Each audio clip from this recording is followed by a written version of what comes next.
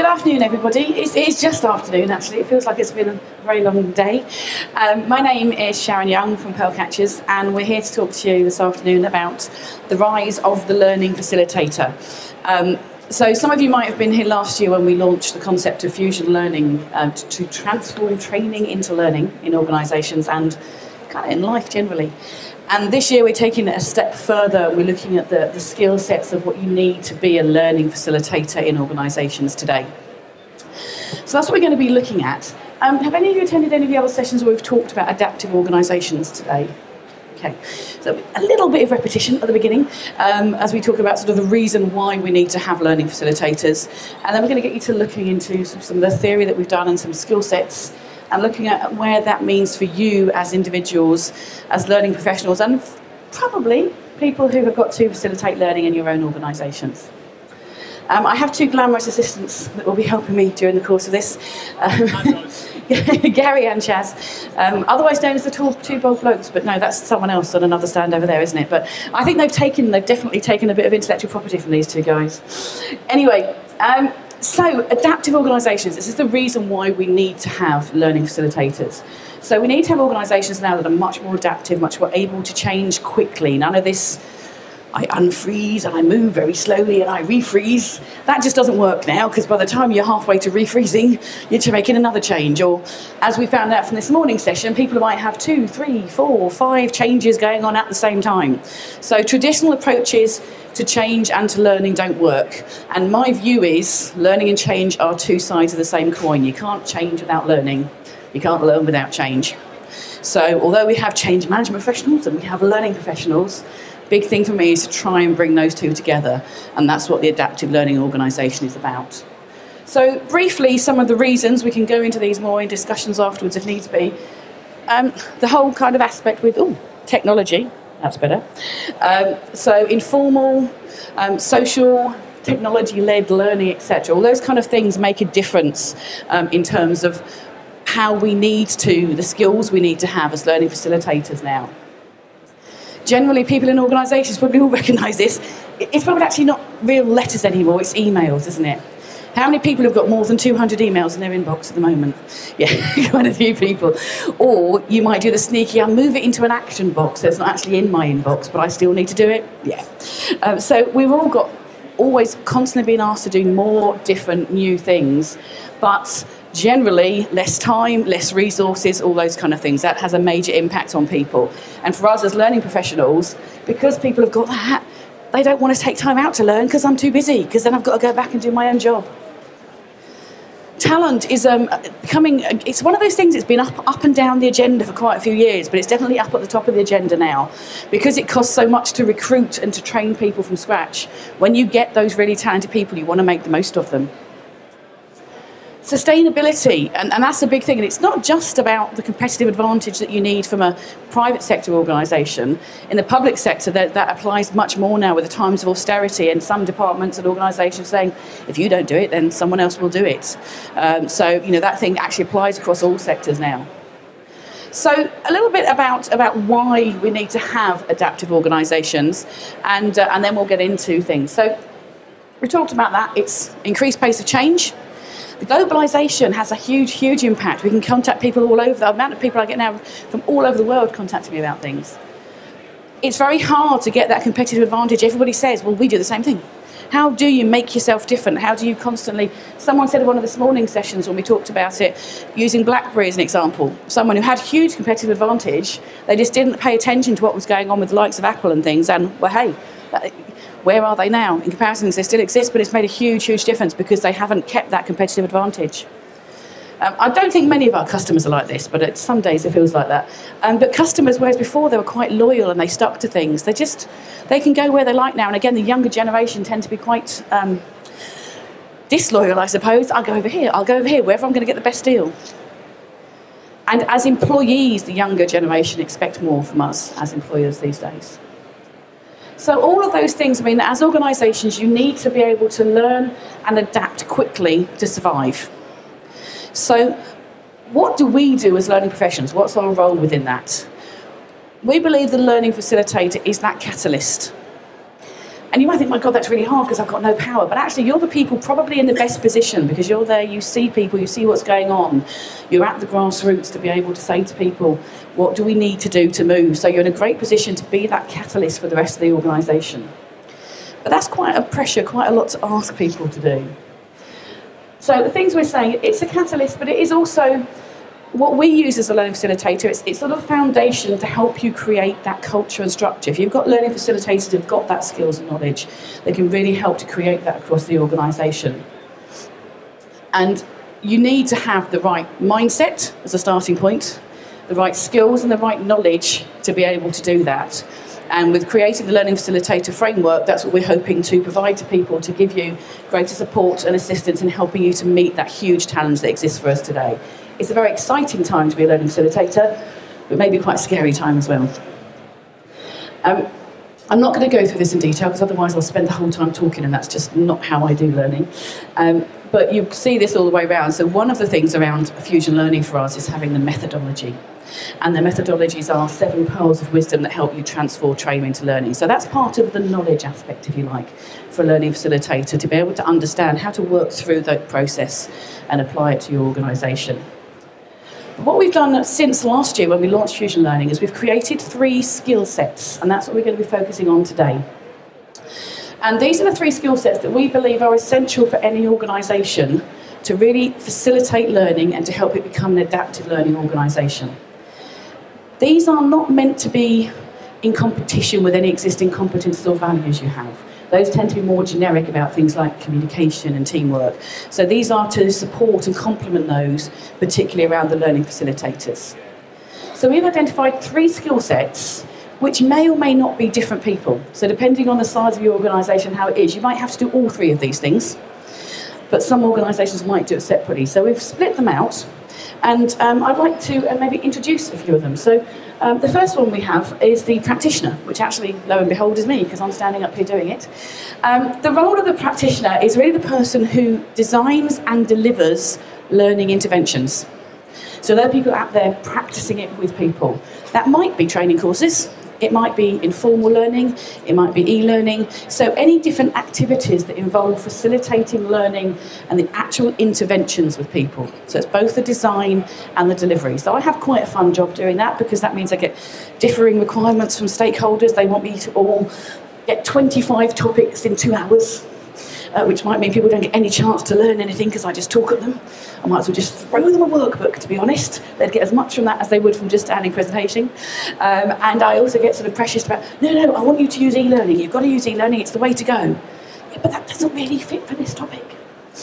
So I get all sorts of pressures from people. They all tell me a solution they want. They don't come to me quite often with their problems. They don't say, we've got an issue that we find that with our salespeople, that we're not getting so much repeat business. They don't come to me with that issue. They come to me saying, I want to have a training course on improving sales techniques.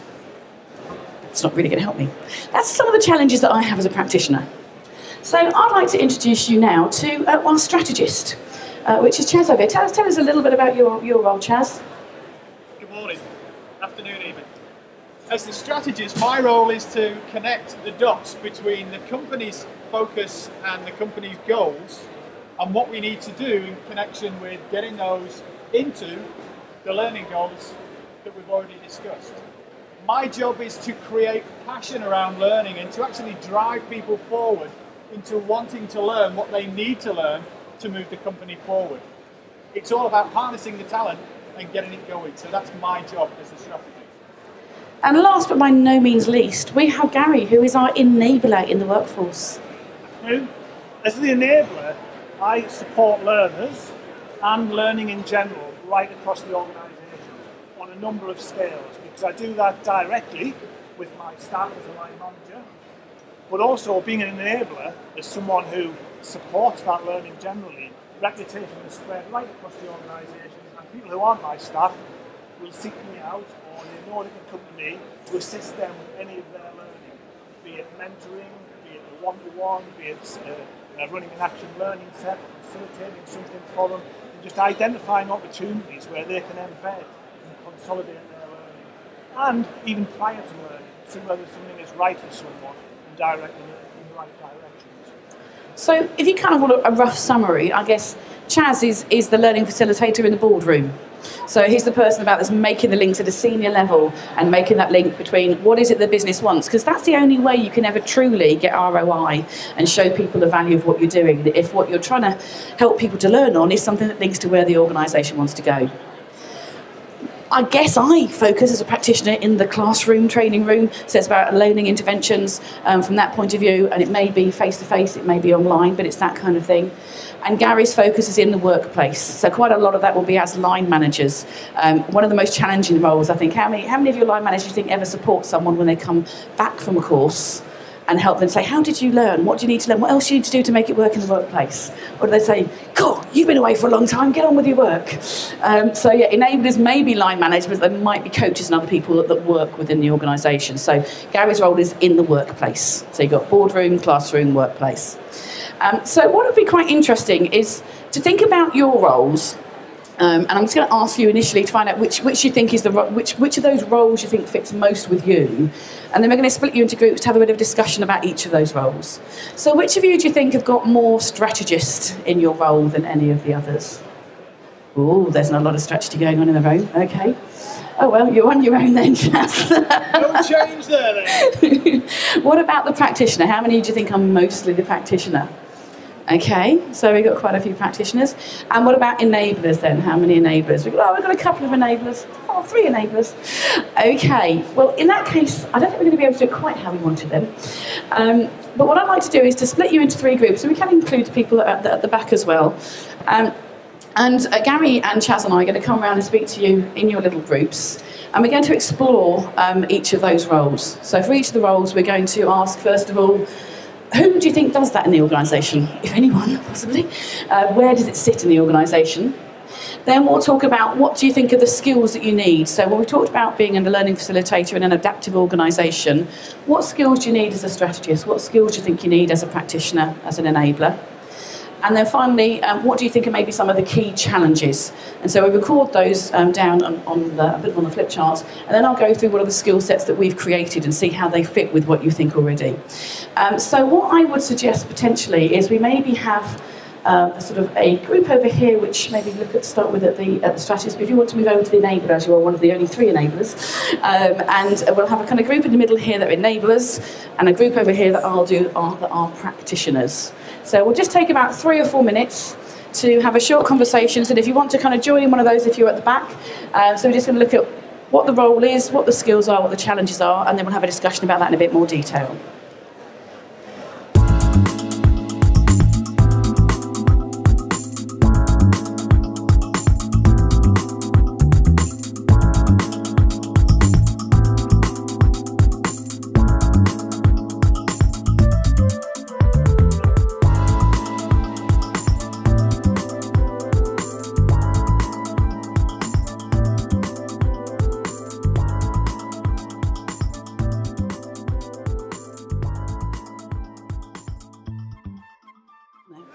Okay, so I'm going to feedback briefly on each of those. Was it quite interesting exploring, particularly maybe something that wasn't your key role?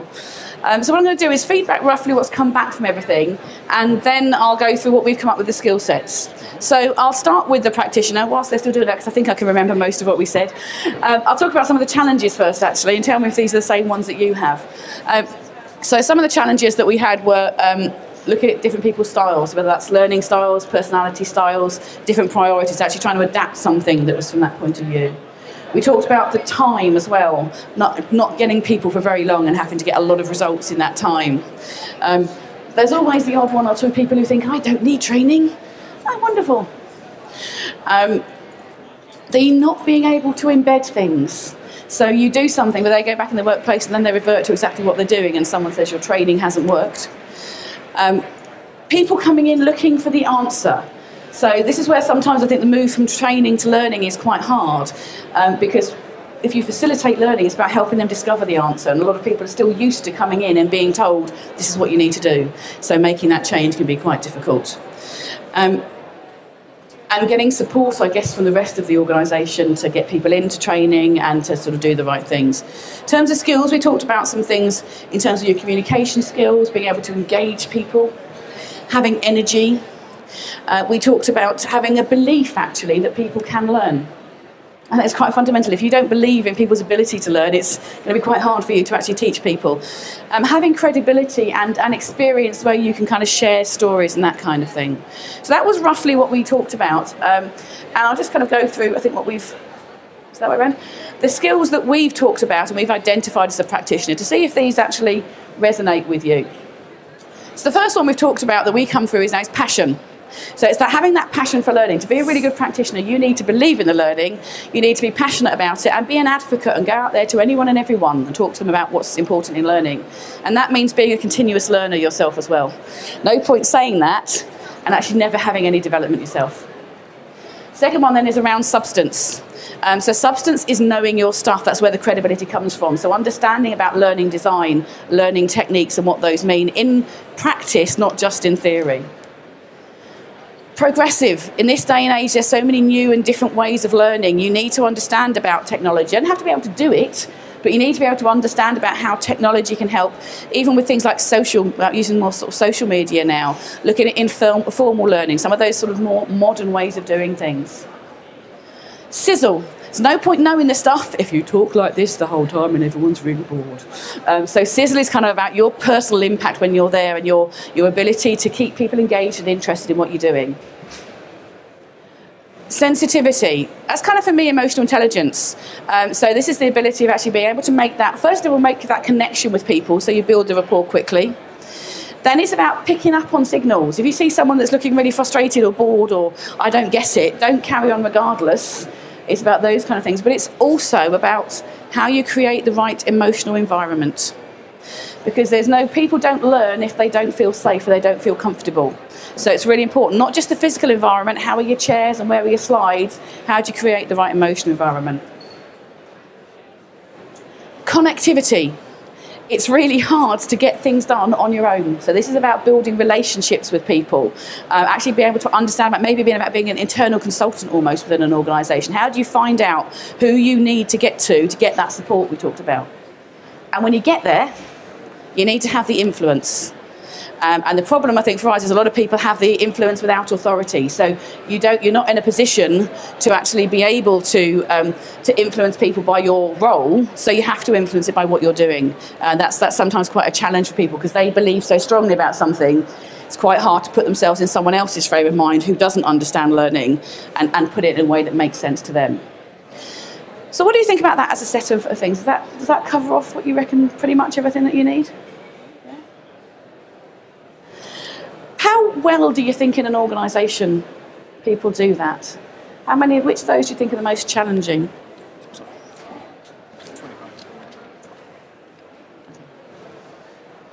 What do we think? Which ones of those do you think, not so sure?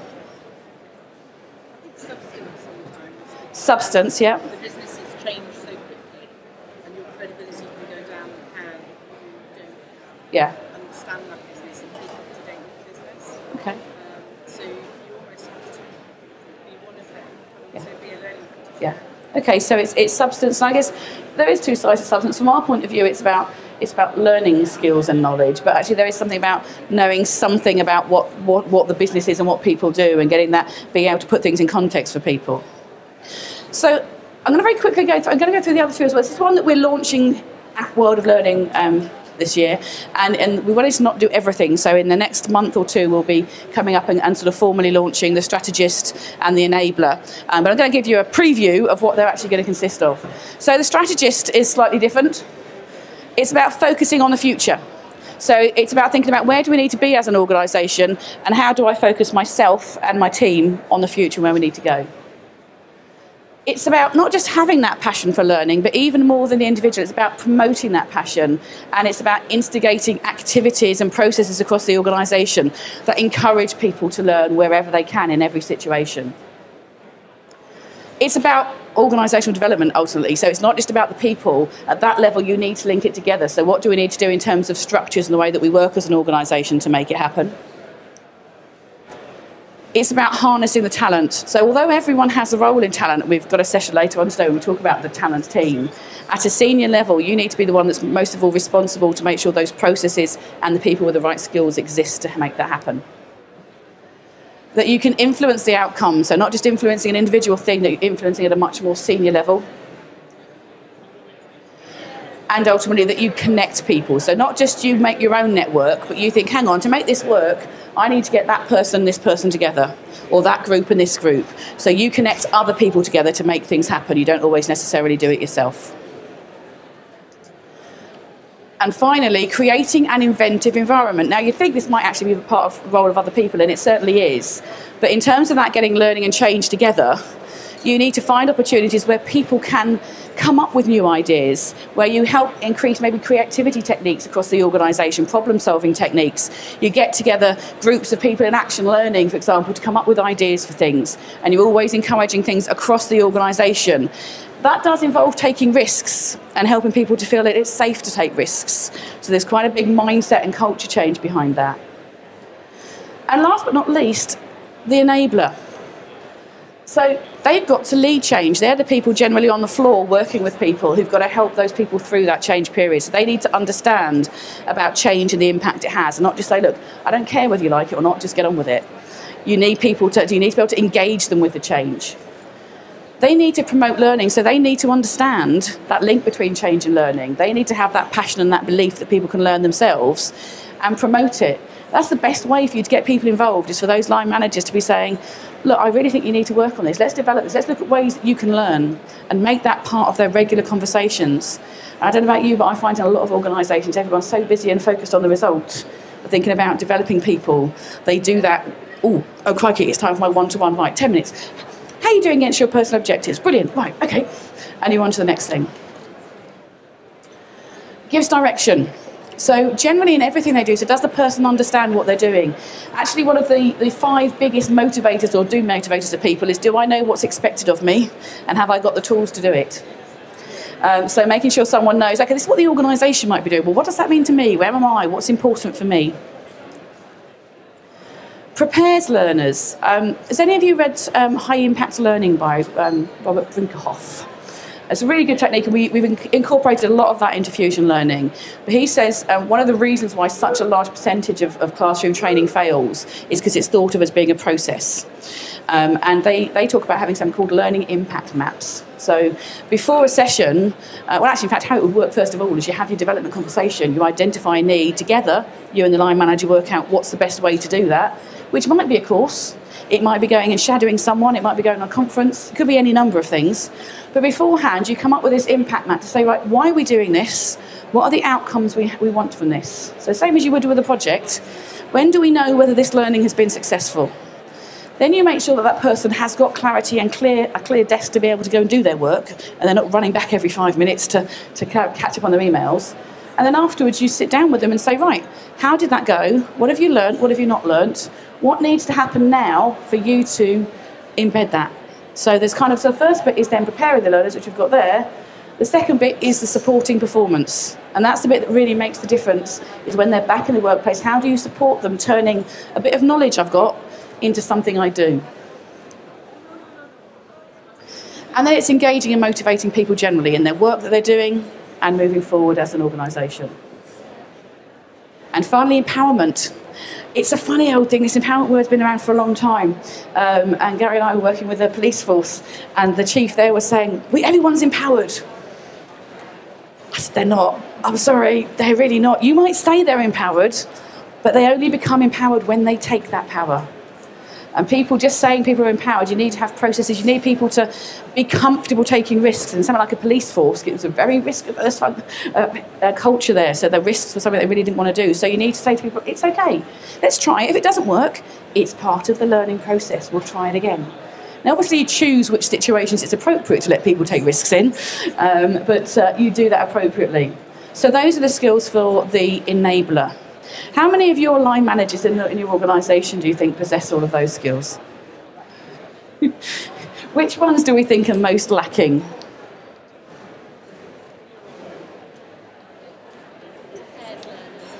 The prepares learners, yeah. So there's not a lot goes on before. Oh, okay, you've got a development need. I'll send you on this course. Yeah, we get a lot of that. Okay. Promotion as well. So promoting the learning, yeah. I personally find the supports performance is quite a hard one. That after a learning course, it seems to be you've done your learning now. and now let's get back and do the job. Let's do what you're paid for now. And we move back into that one. So we've got, I'm just trying to see where are we time-wise. Okay, what I'd like you to do then is to quickly in your groups, you don't necessarily need Gary and I for that, but let's go back to, I think as the practitioner was your main one, if we put those skills set up, I'd like you to have a chat in just sort of 2s or 3s, oops, and to have a conversation about, okay, if these are the sort of skills that we say we need as practitioners, which are the ones that you think you might need most help on? And what are the, what would help you in terms of developing those skills further? So just a couple of minutes in sort of 2s or 3s or 4s, just have a chat about sort of with your experience, what are the areas that you think for you personally and for learning facilitators generally are the areas that you could really do with more support? Just a couple of minutes on that.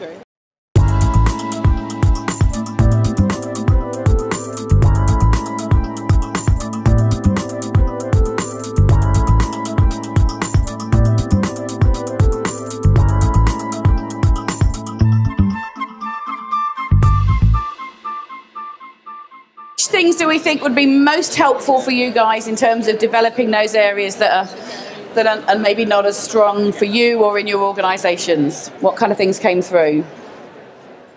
I know we were saying things, but I heard you talking. Go on, you look like you were going to say something there. For us, we were talking about connectivity, so we've got different internal relationships. So it's about building them, so the connectivity about building those relationships. And I think that's really important because sometimes that connectivity helps link to then the enablers and getting that support in other areas. So if you don't have that connectivity, then it can be a real challenge. What about you guys over here? I think you pointed earlier when you were saying about the fact that you come on the course, then they go back and that's cool. Right, so it's really that concept from the 7 Pearls about learning being a process, not an event. And actually to do that, you need to get that engagement with the line managers. So it's partly, from their point of view, development for the line managers in terms of understanding their role in learning, because actually most of the learning takes place there, whether we like it or not.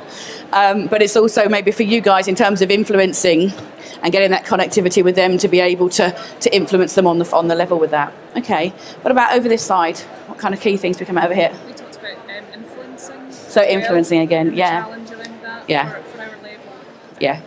And it is that influencing without authority is a big issue because people are like, yeah, I'm not going to listen to you. You just do that fluffy stuff in the training room, don't you? Yeah. What about you guys here? Anything from this sort of... No, well, we were trying to see it from us as a business where our delivery is separated from our design even. Yeah. So we right. So even less influence. But then we were trying to think if a lot of learning organisations aren't connected even with the business that they're delivering training into, which is us, but I guess there are. Connectivity would be yeah. Okay. So that was interesting. We're saying that from this side, they're saying that actually the practitioner is in 2 halves. So you've got the design half and the delivery half. It's not the same person, and then you've got the connection to the organisation. So what we want to do is really try and help support people through the journey. One thing we offered in advance of the world of learning, but I think there were so many emails people didn't pick up on, is we've created a skills questionnaire based on their skill set. So for each of the 7 skills, there's 7 behaviours that we feel you need to have to really have nailed that behaviour. And it's an online questionnaire. So we are extending that to anyone who's here today. You've got your discount vouchers that they're actually sort of for other things, but if you want to put on there that you want the skills review, we're quite happy for those people that are interested to sort of send you the link afterwards. So you can do that skills review and you'll get a report to see where you personally are in comparison to each of these things. That skills review, normally we actually get you to do it as part of a 360. So that's something we would charge for at that stage. So you can have a 360 with a coaching session, and then we do provide coaching to people. If you want to have a discussion today, we've got loads of our coaches here, so we're offering a free 20-minute discussion about any aspect you want to work on. We've also got some free roadshows, but only if you sign up in the next couple of days. So your discount voucher will do that. So we're having a whole day, and you can come for the whole day or half the day. 19th of November in the north, 25th in the south, and 26th in the southwest, where we'll be going into a lot of these skills things for learning facilitators in more detail. So if you want to do that, then you can sign up with the discount voucher or email us by the end of tomorrow. Otherwise, if there will be a cost involved, but it's not going to be huge because we want people to learn these things. there is a whole framework of activities I think you should have on your packs, hopefully, if not they're here. The Learning Development Framework. We've got loads of open courses running from January to April next year, and there's 3 or 4 activities for each of those 7 topics there. So you can focus on those things that you really want to. So there's a whole range of support that we could offer if you want to. If you don't and you think you know where to get it, that's absolutely brilliant. What we really want is for you guys to help there and have the skills to do this, because it's such an important role in such a challenging time. So other than that, thank you so much for coming and for listening today. I hope it's been useful. If you'd like to stay and have a conversation with me or any of my colleagues, please do, or to come back for a coaching session, please do. If not, please enjoy the rest of the exhibition, and look forward to seeing you again soon. Thank you very much.